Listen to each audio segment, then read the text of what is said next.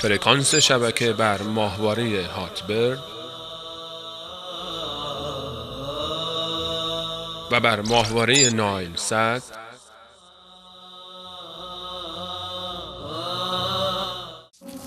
امیر المؤمنین علی ابن ابی طالب رضی الله عنه می فرماید: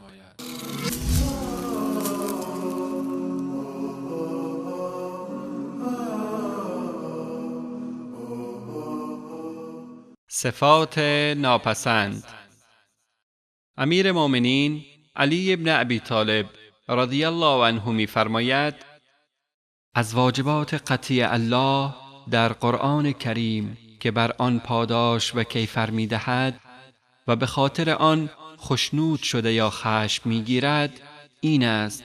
که اگر انسان یکی از صفات ناپسند را داشته و بدون توبه الله متعال را ملاقات کند، هرچند خود را به زحمت اندازد یا عملش را خالص گرداند فایده‌ای نخواهد داشت.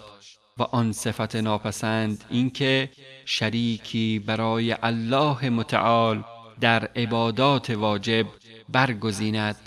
یا خشم خیش را با کشتن بیگناهی فرو نشاند یا بر بیگناهی به خاطر کاری که دیگری انجام داده عیب جویی کند یا به خاطر حاجتی که به مردم دارد بدعتی در دین الله بگذارد یا با مردم به دو چهره ملاقات کند. نهج البلاغه خطبه 152 و در بعضی نسخه ها 153.